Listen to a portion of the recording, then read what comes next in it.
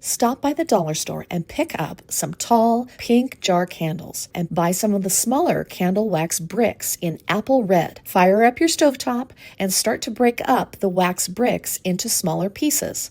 Toss them into a pan and watch them start to melt.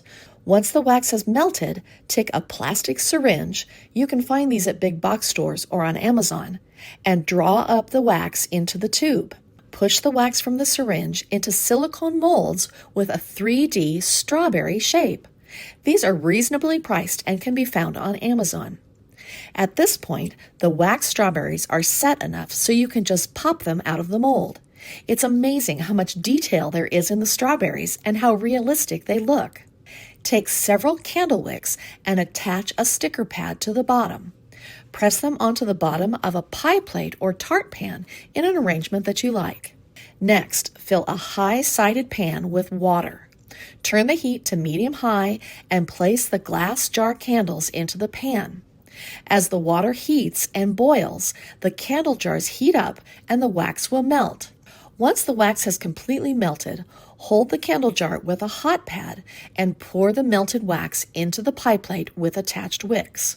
Once all of the wax has been poured and the wax has cooled for just a couple of minutes, remove the bamboo grid and start to gently press the wax strawberries into the top of the wax in the pie plate.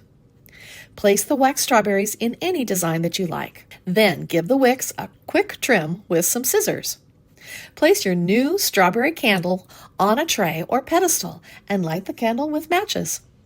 I hope this inspired you to create a unique strawberry pie candle using inexpensive molds and dollar store candle wax. I went to my local Target in their dollar section and I found this really cool basket. It was $5. First thing we have to do is work in a little styrofoam. So this is our glue skillet. It is such a useful tool. After adding the hot glue to the styrofoam, we're going to just simply place it on the bottom of the container. Now we're going to work in this really pretty asparagus fern. We're going to just simply insert these stems in as well. So we're going to create a really simple bow. This is a 7/8 inch wired ribbon. To dovetail, we're going to fold our tails in half and cut from the middle out towards the wired edge at an angle.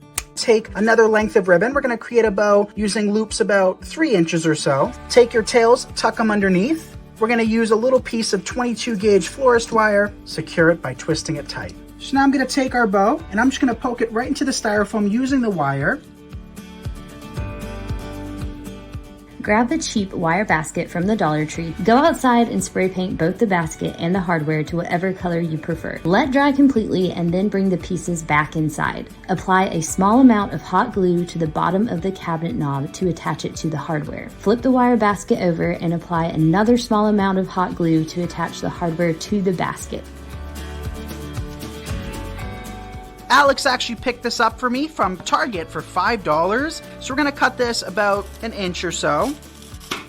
So I essentially just painted a little bit of glue on top of the foam. Then we can come back to our container and just place it on like that. And we're going to start with this as a nice base. Up next, we have a few dollar store flowers. So we'll start with one color at a time.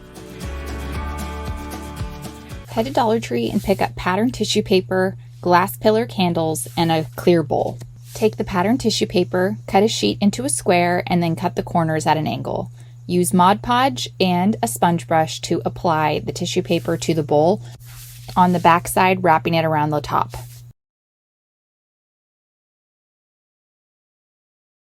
Take pillar candles and melt them down in a double boiler slowly. Take candle wicks and hot glue them into place on the inside of the bowl. Once the wax has melted, slowly pour it into the bowls. Support the wicks with wood skewers to prevent them from falling back into the wax. Once the wax dries, cut the wicks to be the appropriate size. Then you can light them. There you have it, a cheap way to create your own chic anthropology dupe candle on a budget. I hope this inspired you to try this Dollar Tree project in your home. Head to your local Dollar Tree and grab a candlestick, some small plastic plates, a styrofoam block, and some floral pieces. First, you'll want to attach the top of the plate to the candlestick. I just use simple hot glue for this. Then you're going to want to spray paint the piece to the color of your liking. Let it dry completely and then attach the styrofoam block to the finished paper plate. I use B7000 glue for this. Then remove all the stems from the floral pieces using wire cutters. You can then attach these floral pieces into the styrofoam block all around the plate.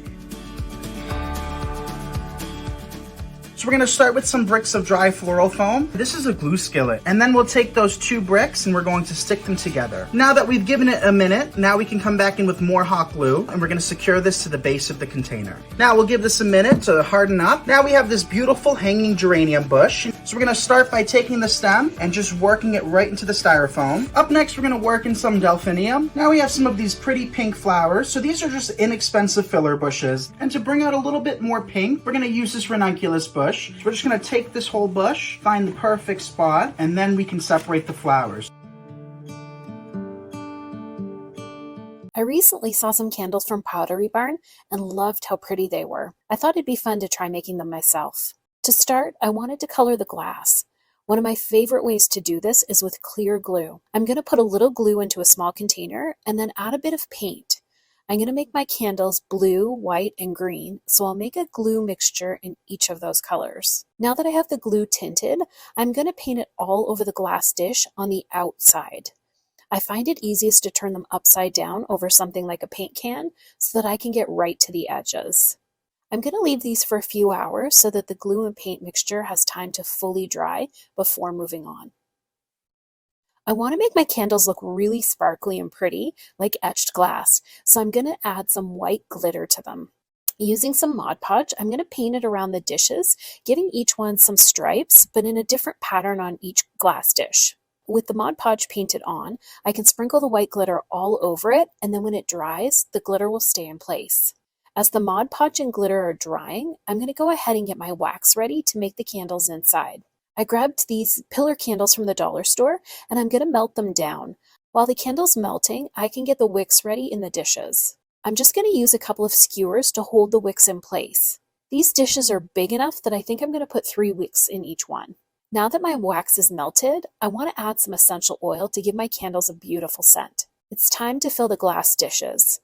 I find this easiest to do with a small measuring cup so that I can control the amount that's going in and where I'm pouring it. I want to add a small amount first, just so that I can hold the wicks in place right where I want them. Now I can add the rest of the wax until the containers are about a ½ inch or so from the top of the edge. The final thing to do before my new candles are ready is to remove the skewers and then trim the wicks. How pretty are these Pottery Barn inspired candles? They even smell as good as they look. I hope this has inspired you to grab some glass dishes from the thrift store and make your own candles too. I've pre-soaked 1 brick of fresh floral foam. We're gonna just take that and wedge it in. Now begins the fun part, and that is going to be carving your foam into kind of a conical or triangular shape. Right here we have some mini carnations, so I'm just gonna snip off the top and start placing them. So the biggest ones are sticking out the furthest, and then as we kind of approach the top, we are gradually getting smaller so that we kind of create that conical topiary shape. So to create the very peak of our topiary, we're going to take a carnation, place it sticking straight out, and then we can begin filling in. So I placed a few more pieces to fill in any of the holes where you still see the foam. We're going to start with this container, and we're going to simply just cut our brick in half. Now we can take our bricks of floral foam and wedge them inside. Up next we have some of these ferns, and simply wedge them right in the middle, fluffing them out, adjusting them. I'm just going to take our stems and work them into the foam. Now we have this really pretty eucalyptus. We'll just poke them right in. Grab 2 paper towel holders and some faux flowers from the Dollar Tree. Press a foam block down into one of the paper towel holders. Flip the other paper towel holder over and press it into the foam block again. Attach the 2 paper towel holders with some floral wire or some zip ties. Cut the large stems from the faux flowers and start placing the flowers all over the foam block. Grab another foam block and repeat this process. Finish this easy centerpiece by hanging some faux crystals for some extra glam. Hot glue that foam block on top of the paper towel holder. Head to Dollar Tree and a thrift store to pick up gems, fake flowers, floral foam, margarita glass, and a clear glass bowl. Take the margarita glass and turn it upside down. Glue the bottom of the glass and the bottom of the bowl together. Secure the foam to the base of the bowl and then add flowers and gems around the base.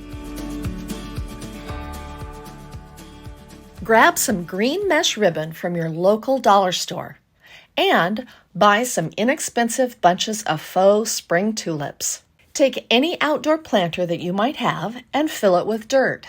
This could be a round or square planter. Take any lantern that has a base slightly smaller than your outdoor planter and set it on top of the dirt. Take a bunch of spring tulips, I love pink, spread them out a little bit and stick them into the dirt between the lantern and the planter's edge. Fill in with tulips on all sides of the lantern. Now take the green mesh ribbon and create several loops that are about 3 to 4 inches tall. Bunch the loops at the bottom and wrap them with a rubber band. Mesh ribbon can be cumbersome to work with because it likes to stick to itself. So I try to go with just 3 loops per bunch. Once the bottom is secure, fan out the loops so they are full of volume. Tuck these mesh ribbon bunches in between the tulips and the planter edge to create the look of grass underneath the tulips. Continue to tuck in the grass all the way around the planter. Add a whimsical bow around the top of your planter. Try using a color that coordinates with your tulips.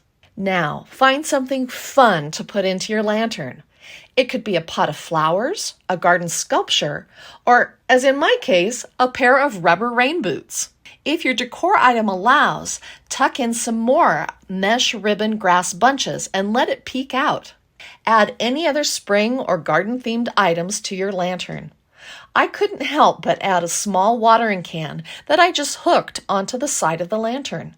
It looks like it's watering my tulips. Set your new display outside by your door and let the world know that spring has arrived. Thanks for watching Home Talk. See you next time.